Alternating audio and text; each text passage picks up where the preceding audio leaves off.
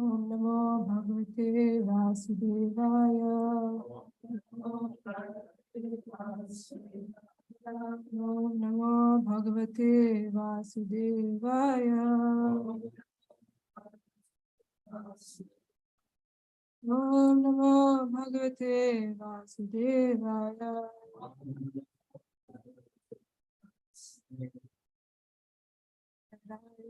We can do it together. Namaste.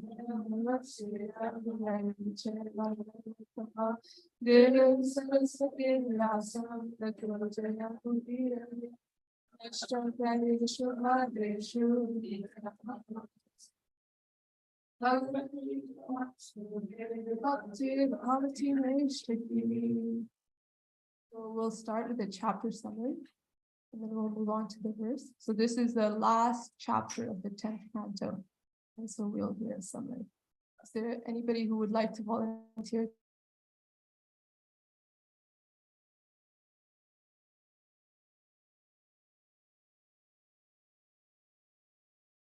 This chapter describes how Lord Krishna enjoyed with his queens in the lakes of Dwarka. It also relates the queen's ecstatic prayers in the mood of intense separation from him and summarizes the Lord's pastimes. Lord Sri Krishna continued to reside in his opulent capital of Dwarka together with the Yadus and his queens. He would enjoy sporting with his wives in the ponds on the palace grounds, squirting water on them with a syringe and being squirted in turn. With his graceful gestures, loving words, and sidelong glances, he would enchant their hearts. In this way, the queens would become totally absorbed in thoughts of him. Sometimes, after playing with the Lord in the water, they would address various creatures, Kurari and Chakravaka birds, the ocean, the moon, a cloud, a cuckoo, a mountain, a river, and so on, declaring their great attachment to Sri Krishna on the pretext of commiserating with these creatures. Lord Krishna begot 10 sons in the womb of each of his queens. Among these sons, Pradyumna was foremost, being equal to his father in all transcendental qualities. Pradyumna married Rukmini's daughter, and from her womb Aniruddha was born. Aniruddha then married Rukmi's granddaughter and begot Vajra, who was the only Yadu prince to survive the battle of iron clubs at Prabhas. From Vajra descended the remainder of the Yadu dynasty, beginning with Pratibahu. The members of the Yadu dynasty are virtually innumerable. Indeed, just to educate their children, the Yadus employed 38,800,000 teachers. Before Lord Krishna appeared, many demons took birth in human families to harass the people of the world and destroy Brahminical culture. To subdue them, the Lord ordered the demigods to descend into the Yadu dynasty, which then expanded into 101 clans. All of the Yadus recognized Sri Krishna as the Supreme Personality of Godhead and had unflinching faith in him. While resting, eating, walking, and so on, which they often did in his company, they would forget their own bodies and their transcendental happiness. The 10th canto concludes with this promise of success for the sincere hearer. By regularly hearing, chanting, and meditating on the beautiful topics of Lord Mukunda with ever-increasing sincerity, a mortal being will attain the divine kingdom of the Lord, where the inviolable power of death holds no sway. Thank you, Christina. So really briefly, Sukadev Goswami is describing Krishna in Dwarka. He begins by describing his relationships with the queens and how they enjoy themselves in the palaces. Each of the palaces has a lake and all sorts of different opulences. And so after describing this, he moves on to describing the dynasty and how Krishna is part of the Yadu dynasty and how that goes on. And then finally in this chapter talks about why Krishna appears and how he appears. The verse we are going to cover today is going to be a brief summary of all these different aspects of Krishna. So let's move on to verse 48.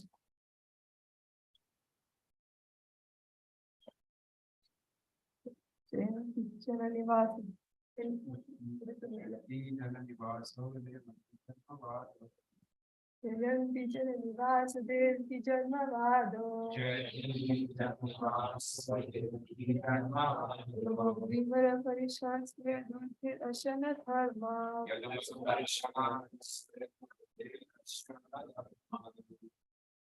Vijindata Smita Shimukena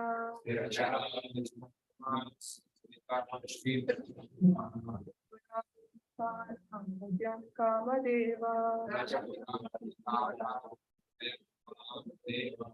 Jayanti Jananivas Devi Janmavado Yaduvara Parishasya Dulce Ashana Dharma Sirachara Vijindagna Susmita Shimukena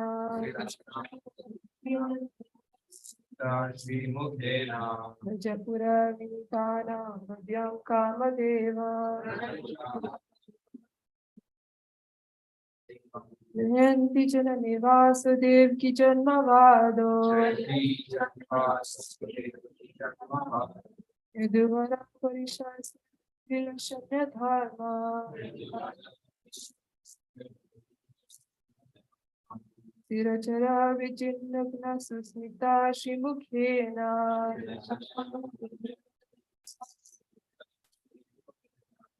Japura Vinitana Madhyam Kamadeva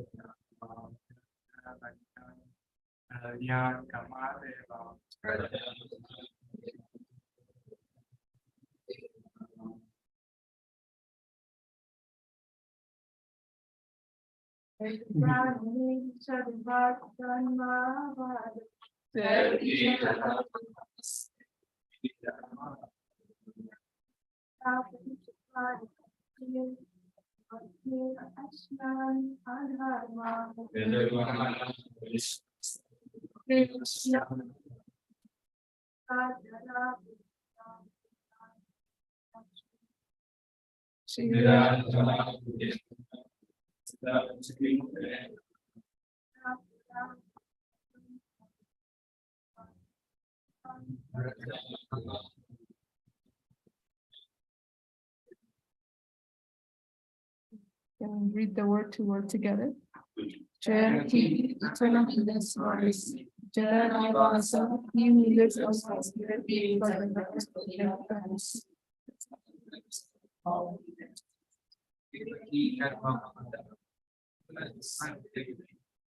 Actually, the father or mother of his neighbors and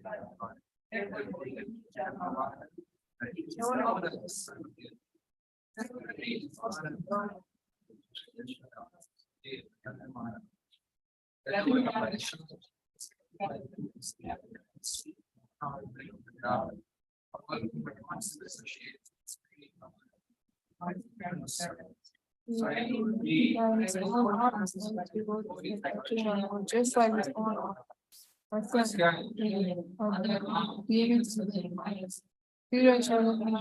no, it's restored all the ill fortune of all the entities, moving and non-moving. Always smiling. She will care by his beautiful smile. Of the dentist of it.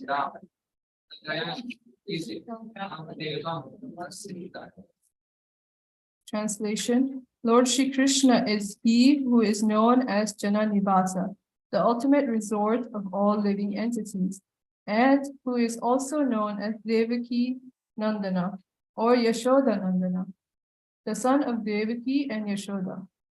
He is the guide of the Yadu dynasty, and with his mighty arms, he kills everything inauspicious, as well as every man who is impious. By his presence, he destroys all things impious for all living entities, moving and inert. His blissful smiling face always increases the lusty desires of the gopis of Vrindavan. May he be all glorious and happy. So this is Sukadev Goswami speaking and glorifying Lord Krishna in different aspects. So each of these different aspects, he's talking about how he's the ultimate resort, he's a son of Devaki, he destroys the impious. In the purport, he breaks it down so we can go over each one. So if somebody can volunteer to read the first paragraph, and then we'll pause and read that one.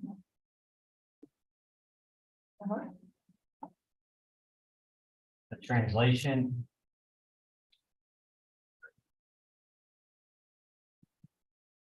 The translation and word meanings for this verse are taken from Srila Prabhupada's English rendering of Sri Chaitanya Charitamrita.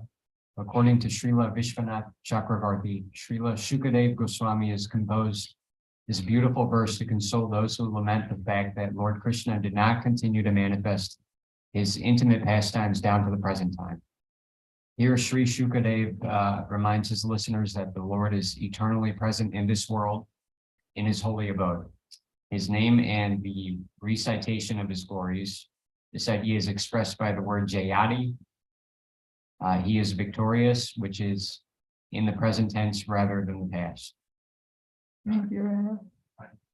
Okay, so this paragraph is talking about the first verse and first word, the Sanskrit sloka, Jayati.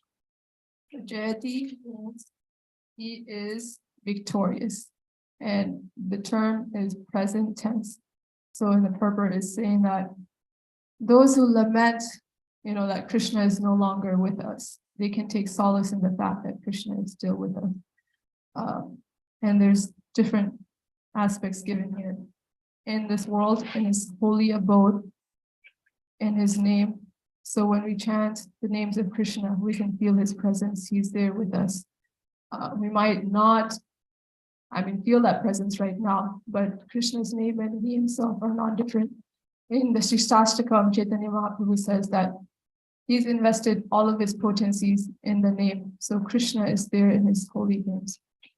I was listening recently to a class, and in the class it was saying that when we're chanting, Krishna is sitting with us. He's giving us a hug. I've also heard Krishna is dancing on our tongue. So it's not that he's not present when we're engaging in chanting. When we're chanting the holy names, we're actually with Krishna. It's not that, Krishna is in the spiritual world and I have no access to him. And one day after I chant, a certain number of mantras, I'll get to be with Krishna. No, he's there in that moment.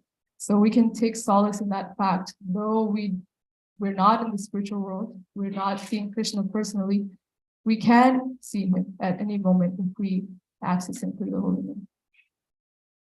So then he also says, and the recitation of his glories. So anytime devotees come together and glorify him, like for example, reading the Srimad Bhagavatam or singing his glories, Krishna is there, he comes to listen. Because if we call out his name, he's always there, he's waiting for us. So he's present in that way. There's other ways that he's present in this world also, in the deity form of Krishna. Right here, Krishna is present.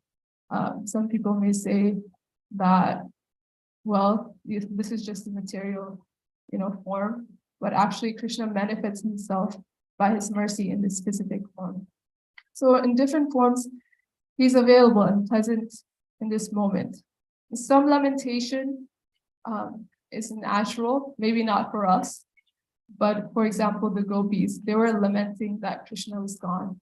And what did Krishna say? He consoled them saying, oh, no, like, don't worry, I'm actually here. So when he was leaving Vrindavan, Krishna said, don't worry, I'm everywhere, I'm there. So please don't lament. So in this world, though we're not there in the spiritual world, we can take solace and try to access him through different forms. Through even the devotees of the Lord, we can access him, because when the devotees are present, Krishna has to be there. So that's just a reflection on this particular paragraph. Any thoughts before we move on?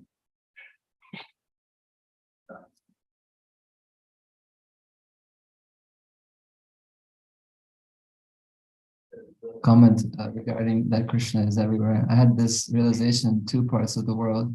One was leaving Vrindavan, and I remember just chanting, I was feeling a little sad, like I'm leaving Vrindavan. And then I was chanting, and I was like, no, I'm not leaving Vrindavan, because Krishna is Vrindavan. So I kind of had that realization of Krishna, his name, he is everywhere. And then also recently I went to an amusement park because of my little brother's birthday. And I was like, where's Krishna? And then I just started chanting. And it was like, yeah, he's there, So it's just this mood of, the holy name is awesome because you can say it anywhere at any time and feel that connection. So I just wanted to attest to that point. Yeah, that's beautiful. Okay. On this point of going to talk about the holy name, and the holy abode, this point of recitation of his glories. So there's a verse where Vishnu is telling Narada that Nam Tishtami Vaikuntha Yoginam Hridayana Cha Mad Bhakta Yatra Gayanti Tatra Tishtami Narada. Like, I'm neither in the Vaikuntha nor I'm in the hearts of the yogis, but wherever my devotees are reciting my glories or like doing kirtan, I exist there, like I'm always there. So that's also attestation to the fact that whenever we are, even in our rooms, sometimes we're talking with our roommates about something cool that we read about Krishna or like some realization we had, Krishna there, like listening. That's a sweet words. Thank you for sharing. It reminds me also one time, I think somebody asked Prabhupada, have you seen God? And he said like, yeah, I see him every day. Or, of course, we're all seeing God. Said something like that. That's very sweet. Thank you. Yeah, wait.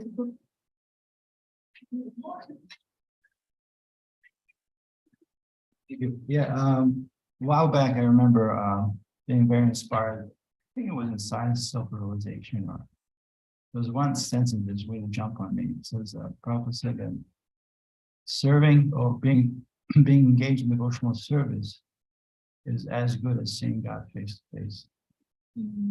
It's just like right there. It's hiding in plain sight. Thank you.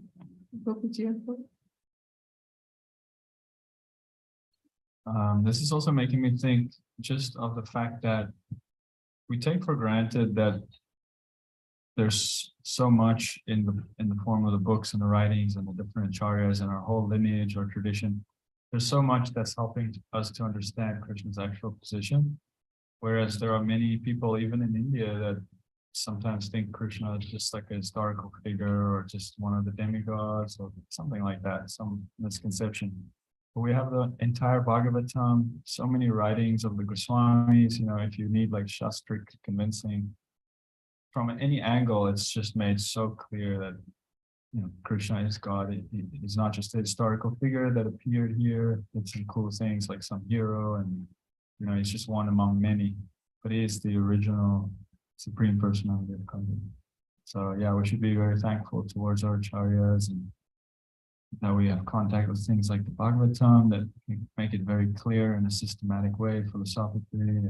And, It's true. Thank you. And going back to also what Radhika who you're saying, we have that opportunity to experience Krishna every day in our life. Living here at Krishna House, we from the morning be with Krishna chanting, serving others throughout the day, we can also be with Krishna. It's just such an amazing opportunity we have right now.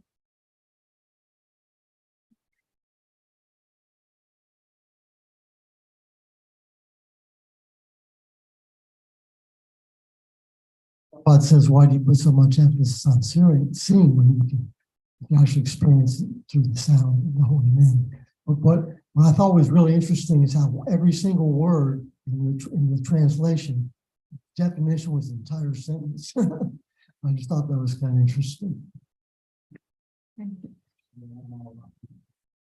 Okay, so we can move on to the next paragraph. Can anybody volunteer to read that paragraph? Yeah. Prabhupada explains this verse as follows in Krishna. Srila Shukadeva Goswami thus concludes his description of the super exalted position of Lord Krishna by glorifying him in the following way. O Lord Krishna, all glories unto you. You are present in everyone's heart as Paramatma. Therefore, you are known as Jananivasa, one who lives in everyone's heart. As confirmed in the Bhagavad Gita, Ishvara Sarva Bhutanam Hrideshe Arjuna Tishtati. The Supreme Lord in his Paramatma feature lives in everyone's heart. This does not mean, however, that Krishna has no separate existence as the Supreme Personality of Godhead. The Mayavadi philosophers accept the all-pervading feature of Parabrahman, but when Parabrahman or the Supreme Lord appears, they think that he appears under the control of material nature. Because Lord Krishna appeared as the son of Devaki, the Mayavadi philosophers accept Krishna to be an ordinary living entity who takes birth within this material world. Therefore, Shukadeva Goswami warns them, Devaki Janma Vada, which means that although Krishna is famous as the son of Devaki, he actually is the super soul, or the all-pervading supreme personality of Godhead. Thank you, Tara. So this particular paragraph is referring to the translation where it talks about Lord Krishna is he who is known as Jananivasa, the ultimate resort of all living entities. And here in this Srila Prabhupada is translating that basically as one who is present in everyone's heart as Paramatma. So Krishna is a super soul in all of our hearts. He's present there for all of us. Even though, actually we've turned our back to him, he's always watching us. He's there for us in case we decide, let me turn to him. He's always there. I was thinking that whenever we have a friend and we're very close to them and they turn away, sometimes we can be like, whatever, they turned away, let me forget about them. But Krishna is patiently waiting there as a super soul in all of our hearts, saying, okay, accompanying us through all of the things that we're going through. He completely understands us. From lifetimes we've been in this world, he's been there with us, accompanying us as a dear friend.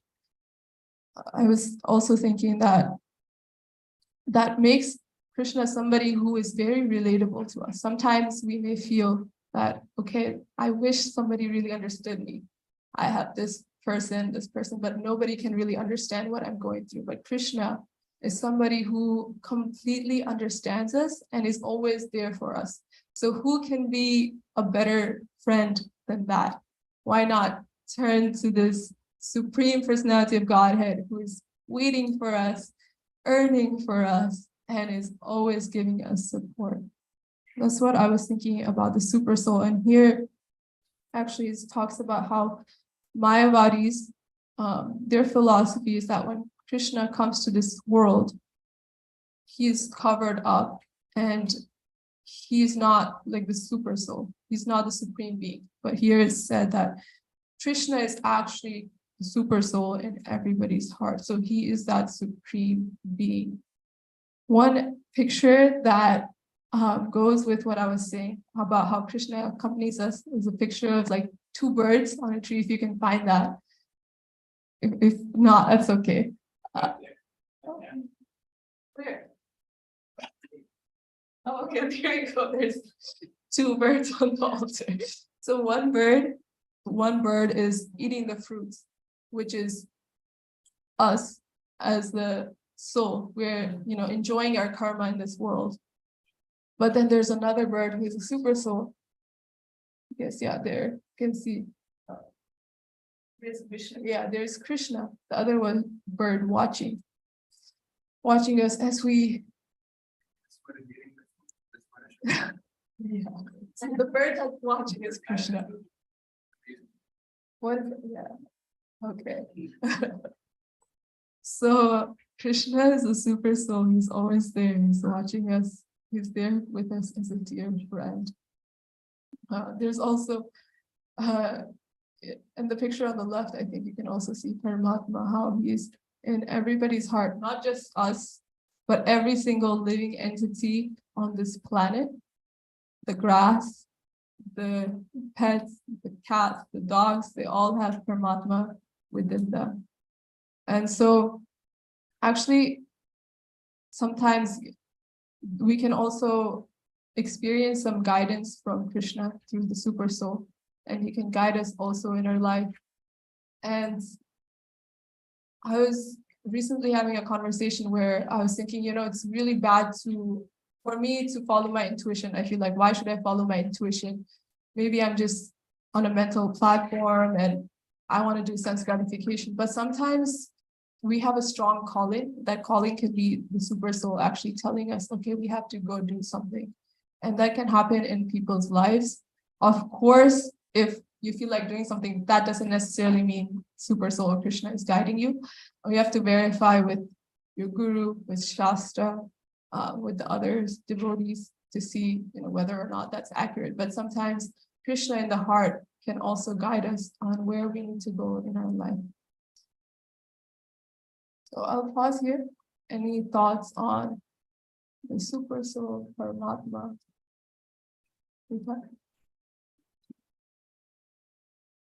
On that last point of every time we have an intuition, we should not think that this is just my mental platform and I want to verify my senses. So we should not go to the other extreme of always ignoring our intuitions.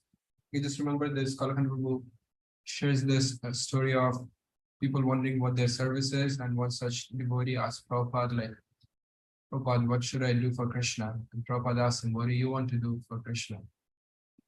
He said, I'm like anything that you asked me, but Prabhupada kept again saying that, what do you want to do for Krishna? And then he reflected and said that he wants to make mridangas that don't break. And that's how he ended up making the Balaram mridangas. So that's just a story along the line that we should follow our intuition, but not just whimsically, but also under the guidance of our spiritual mentors.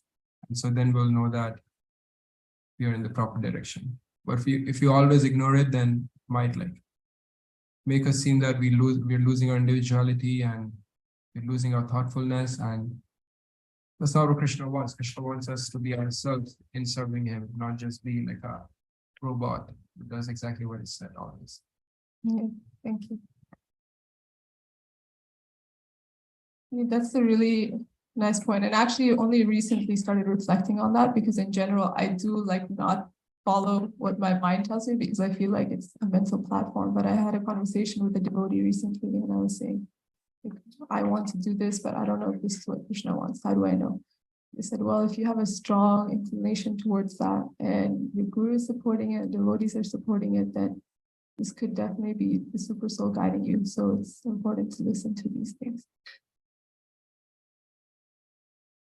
Okay. One other thing that came up just now, I was thinking, is that Krishna can be realized in different forms. There's the Brahman aspect that you can realize, which is the Brahma Jyoti, which is impersonal aspect of Krishna. And then there's the Paramatma realization, which the yogis can also realize that Krishna is in everybody's heart. But devotees go beyond that to understand Krishna as a person. And so in the later parts of this purport, we'll talk about how Krishna smiles and Krishna is a person. So a devotee can understand these different aspects of Krishna that the others may not be able to. So the example is given of a sun. You can just see the sun rays, or you can go inside and see the sun globe. So you get closer and closer, and you can learn more and more about Krishna. So devotees are the most advanced in that one. Okay. We can move on to the next paragraph then. Anybody want to read that? John. The devotees, however, take this word Devaki Janmavada in a different way. The devotees understand that actually Krishna was the son of Mother Yashoda. Although Krishna first of all appeared as the son of Devaki, he immediately transferred himself to the lap of Mother Yashoda, and his childhood pastimes were blissfully enjoyed by Mother Yashoda and Nanda Maharaj. This fact was also admitted by Vasudeva himself when he met Nanda Maharaj and Yashoda at Kurukshetra. He admitted that Krishna and Balaram were actually the sons of Mother Yashoda and Nanda Maharaj. Vasudeva and Devaki were only their official father and mother. Their actual father and mother were Nanda and Yashoda. Therefore, Shukadeva Goswami describes Lord Krishna as Devaki Janmavada. Would you read the next paragraph as well? Shukadeva Goswami then glorifies the Lord as one who is honored by the Yadu Varaparishat, the assembly house of the Yadu dynasty, and as the killer of different kinds of demons. Krishna, the Supreme Personality of Godhead, could have killed all the demons by employing his different material energies, but he wanted to kill them personally in order to give them salvation. There was no need of Krishna's coming to this material world to kill the demons. Simply by his willing, many hundreds and thousands of demons could have been killed without his personal endeavor. But actually, he descended for his pure devotees, to play as a child with Mother Yashoda and Nanda Maharaj, and to give pleasure to the inhabitants of Dwarka. By killing the demons and by giving protection to the devotees, Lord Krishna established the real religious principle, which is simply love of God. By following the factual religious principles of love of God, even the living entities known as the Sthirachara were also delivered from all material contamination and were transferred to the spiritual kingdom. Sthira means the trees and plants, which cannot move, and Chara means the moving animals, especially the cows. When Krishna was present, he delivered all the trees, monkeys, and other plants and animals who happened to see him and serve him, both in Vrindavan and Dwarka. Thank you. Okay, so we covered two paragraphs there. The first paragraph is talking about Devaki Janmavada, meaning that Krishna is the son of Devaki. And also it talks about how Krishna is the son of Yashoda here. Then moves on here to describe how Krishna is also Yaduvara Parishat, means he's honored by the assembly house of the Yadu dynasty and the killer of the different kinds of demons. So here Prabhupada is making the point that Krishna actually doesn't have to come to kill the demons. I mean, he is the Supreme Personality of Godhead. If he wanted, Kamsa could have a heart attack, could die that way. And maybe there could be an insect that bit him. Anything could really happen. Everything is in his control. So he doesn't have to personally come to this world to deliver these demons, but he does it out of his mercy, because when he comes and he engages in these pastimes, all of those who are engaged in the pastimes get liberated. So Krishna is not coming to actually kill the demons. The real reason is that he wants to give pleasure to his devotees. He wants to have some loving relationships. And so Krishna is not, like we were talking about the super soul, he's just always watching. That is there, but he's also a person who wants to experience love and exchange love. And so he comes to this world and he has parents and he has, a wife and he has kids, and he engages in these loving relationships because he wants to do that. There's actually a verse that Queen Kunti prays that if you could bring up, I think it's 1.8.32. It reminds me of how Queen Kunti is describing why Krishna comes to this world. And if you can go to the translation, just read the translation. So she says, some say that the unborn is born for the glorification of pious kings, and others say that he's born to please King Yadu, one of your dearest devotees. You appear in his family as sandalwood appears in the Malaya hills. So the last sentence there, it says, you appear in his family as sandalwood appears in the Malaya hills. Kind of signifies that he comes out of his sweet accord, and he glorifies the family that he comes into. So the Malaya hills are famous for actually sandalwood. It's not But the sandalwood could have appeared anywhere. So Krishna could have appeared in any family or anywhere, but wherever he comes, to whatever family or wherever he comes, he glorifies that. He comes out of his own sweet will wherever he wants to go. So that is what I want, Christina. On the part about Devaki Jamavada, I was listening to a lecture by Bhaktivedanta Goswami where he was talking about the difference between Vasudeva and Devaki, Krishna's official parents, and then Nanda and Yashoda, his kind of foster parents, and that Krishna is like, he was born to Vasudeva and Devaki. Vasudeva and Devaki have kind of this mixed rasa of parental love and reverence. And so he immediately went over to Nanda and Yashoda, and Nanda and Yashoda never considered Krishna to be anything other than their child. And Nanda and Yashoda have also these other amazing qualities, like Nanda is very generous, and Mother Yashoda is always willing to give other people glory.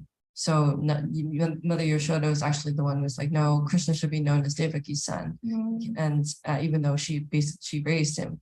So Krishna is showing that this is like this is kind of what he really wants in his relationship with his devotees, like to always be in this very close rasa of love, and he likes devotees that are very generous and always giving credit to others. So I thought I'd share that. Yeah, thank you, Christina.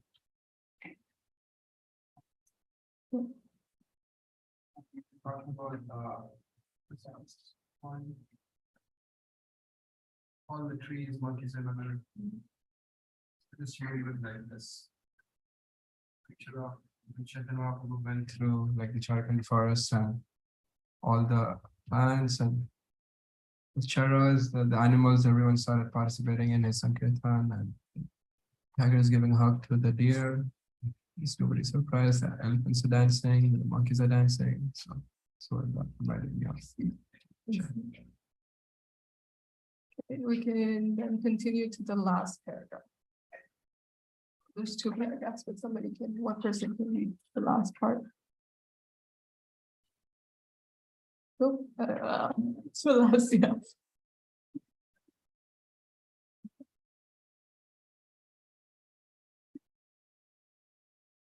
Lord Krishna is especially glorified for giving pleasure to the gopis and the queens of Dwarka.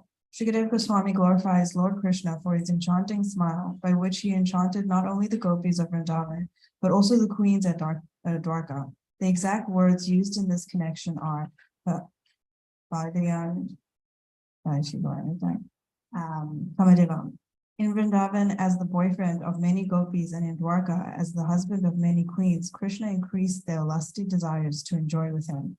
For God realization or self-realization, one generally has to undergo severe austerities and penances for many, many thousands of years. And it may be possible to realize God, but the gopis and the queens of Dwarka, simply by enhancing their lusty desires to enjoy Krishna as their boyfriend or husband, receive the highest type of salvation. In this way, Srila Prabhupada wonderfully illuminates the meaning of this verse by Shukadeva Goswami, which summarizes Lord Krishna's pastimes. Thank you. So this last part is talking about the last sentence in this translation. His blissful smiling face always increases the lusty desires of the gopis of Vrindavan. So in the paragraph here, Prabhupada is talking about how generally, people engage in meditation and austerity, but the queens and the gopis, they realize Krishna by having a relationship with him. So what is really interesting is that in our understanding, in our philosophy, we don't necessarily, have to just practice austerity with no purpose. The queens, the gopis of Vrindavan, they were all engaging in loving relationship. In their past life, they performed a lot of austerity to get to this position. But when they did, they were living in a way that was very opulent. They were engaging in loving relationship with Krishna. They weren't renunciants. They were living a householder life, but at the same time, they had great love for Krishna. So what is really important is having that loving connection and that attachment towards Krishna. And when we have that, then we can attain the highest state. Doesn't necessarily mean that we have to, not eat maybe certain things or just eat one time a day and take a cold shower. What is important is the principle of engaging in that loving relationship with Krishna. And this is kind of what Krishna is showing, that he's not a robot. He's not just the supreme personality of Godhead who's just sitting there on the throne, but he has all these loving exchanges with the gopis, with the queens, with his father and mother, with Yashoda. And so in different ways in this verse, it talks about how Krishna engages in different sorts of loving relationships, because that's the real reason he comes. And that's the real reason that he wants to come, is to please his devotees and have those loving propensities and loving relationships. And in this translation, all these different aspects of Krishna is described, but it ends with, may he be all glorious and happy. So Sukadeva Goswami is just kind of really ecstatic, and he's out of his ecstasy, he's saying all these things. Krishna is like this, Krishna is like this. Let him be all glorious. He's always glorious and he's always happy. So when we love somebody, we always want to glorify them. So in this verse, Sukadeva Goswami, out of his love for Krishna, is glorifying him and setting the stage for us to also glorify him. We don't have much time, but really quickly, I want to go over the next two translations because it talks about the effects of glorifying Krishna. So the effects of hearing about him. I'll just read the translation here. Verse 49. To protect the principles of devotional service to himself, Lord Krishna, the best of the Yadus, accepts the pastime forms that have been glorified here in the Srimad Bhagavatam. One who desires to faithfully serve his lotus feet should hear the activities he performs in each of these incarnations, activities that suitably imitate those of the forms he assumes. Hearing narrations of these pastimes destroys the reactions to prudent work. In the last verse of the 10th canto, by regularly hearing, chanting, and meditating on the beautiful topics of Lord Mukunda, with ever increasing sincerity, a mortal being will attain the divine kingdom of the Lord, where the inviolable power of death holds no sway. For this purpose, many persons, including great kings, abandoned their mundane homes and took to the forest. Okay. So here saying what happens when we hear and chant the glories of the Lord. We will attain the divine kingdom of the Supreme Personality of Godhead. So Sukadeva Goswami is setting that example. He himself is glorifying Krishna, and then he's saying, this is what happens when we do so. And with that, I will pause and see if anybody has any comments or questions. Hare Krishna. I happened to listen to this summary for the last 2 days. It was really nice. In the Krishna book, I highly recommend it. It was a really interesting point Prabhupada makes about queens of Krishna, 16,108. He said that it's not unusual that some kings had hundreds of queens, but he said that no king could ever engage with them in such a way as Krishna did. He says some yogis can manifest many forms of themselves, but they can't act independently. This is just like if you see many TV sets on the same channel, they can all do the same thing, same arms, same movements, same. But when now we're going to see Krishna in Dwarak, you saw he's completely independently engaged in different activities with his queens. So nobody can really stop Krishna with that. Yeah, thank you. Gopi?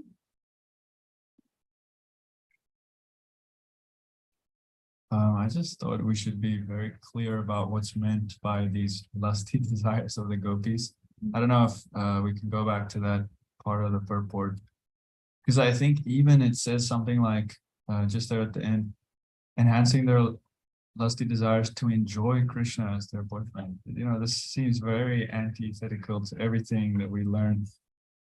Devotional service is not about enjoying something for ourselves, but we have to understand that this is just so categorically different from the ways in which we try to enjoy things.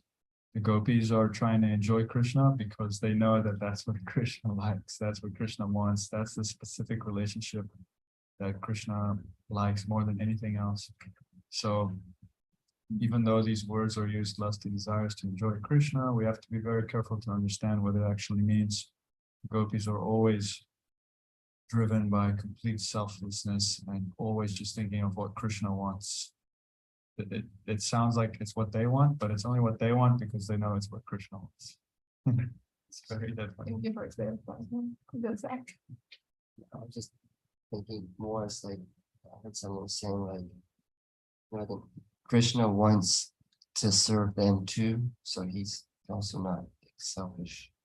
You know, so he's like, so he knows that that's what they want, so he's serving them, and that's what they want to serve him, so that they're serving him. Yeah. Sweet loving exchange. Thank you.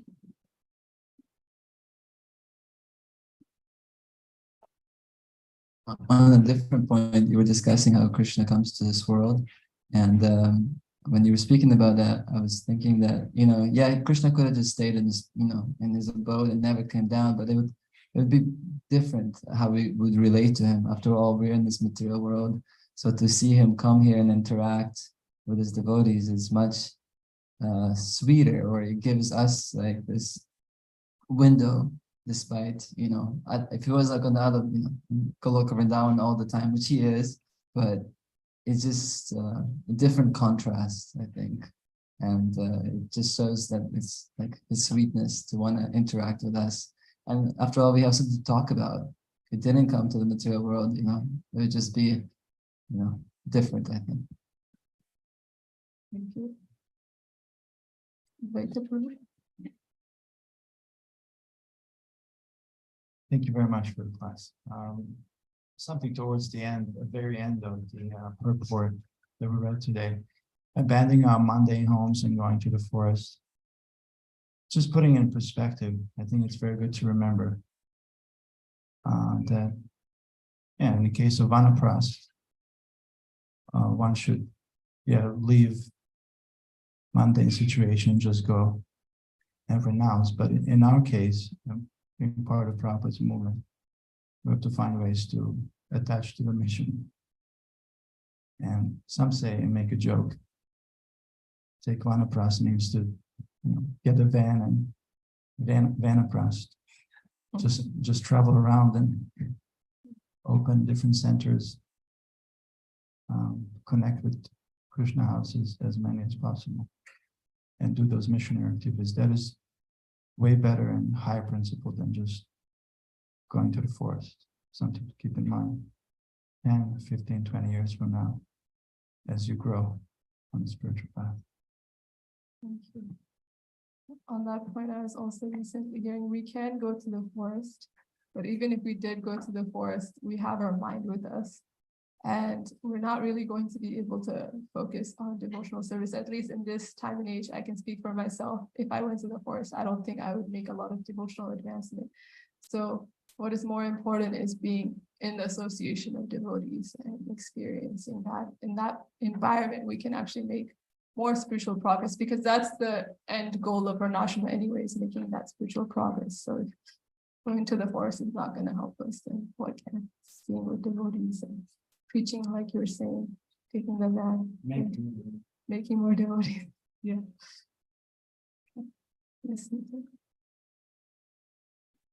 After the first paragraph, which ended with this line, this idea is expressed by the word Jayati, which is in present tense rather than the past.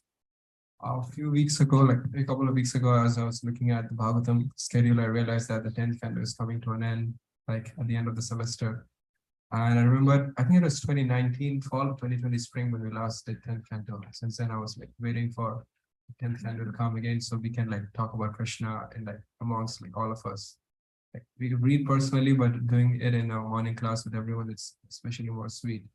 And so then I felt like, oh, it came after so many years, but now it's like 10th canto, we're done with again. When will like 10th canto come back again? But the first paragraph kind of was very assuring. Like that's what Shukadeva Goswami is saying. He's consoling those who lament the fact that 10th canto is not going to continue. But in fact, like we can always like remember Krishna and we finished 10th canto, but even in the further cantos and when we start first canto again, we're always going to be talking about Krishna. So his glories will continue and our remembrance will continue in the association of the words.